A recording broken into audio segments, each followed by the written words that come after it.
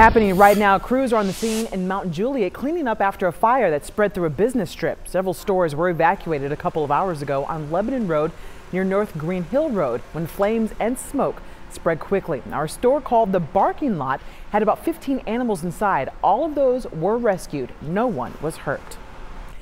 The world is remembering the Queen of Soul's musical magic today, and this morning we're learning an Aretha Franklin tribute concert is already being planned for Madison Square Garden later this year.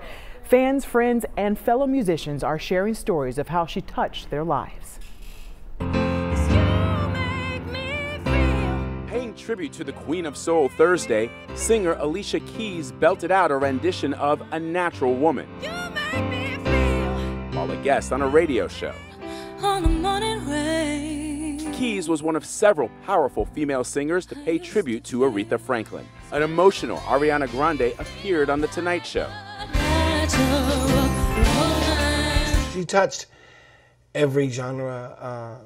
Every singer was influenced in some way by the way she sang. Franklin was the first woman to be inducted into the Rock and Roll Hall of Fame. She took home 18 Grammy Awards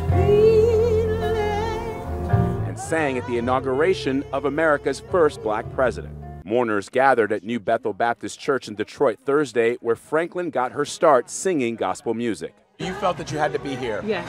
Why?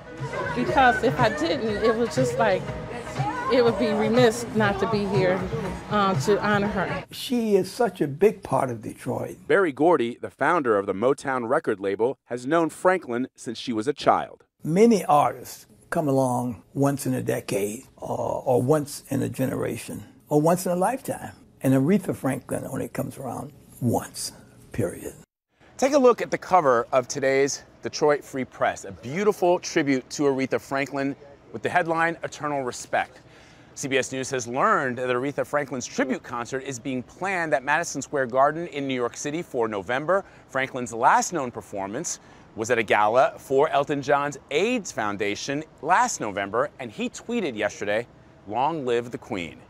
Vladimir Dutip, CBS News, Detroit. We have local reaction on the life and legacy of Aretha Franklin on our website. You can find that right now on newschannel5.com. One person is hurt and another dead after a shooting in East Nashville. This all happened on Gallatin Avenue early this morning. Police found both victims in an alleyway. One was transported to Skyline Medical Center, where she died. The other victim is at Vanderbilt Hospital with severe injuries. Police say the two gunmen were seen driving away in a dark blue car. Cane Ridge High School will honor one of their own. Alumni Aquila Silva will be honored tonight at their football game. De Silva and 3 others were killed back in April when a gunman opened fire inside an Antioch Waffle House. That suspect, Travis Reinking, was found mentally incompetent to stand trial last week. There will be a hearing next week to determine if Reinking will be moved to a mental facility. And let's end on a happy story with man's best friend, that is. Pennsylvania first responders have had their hands full with dozens of rescues this week in all the flooding. Now, this was not one they had counted on, but we're glad to be a part of. A 14-year-old husky was trapped down in a sinkhole that opened up in a saturated ground 8 feet down. Rescuers came equipped with a ladder truck, a pulley system, and a few of his favorite treats. Everyone was glad this was a bright spot after several days of responding to rough calls.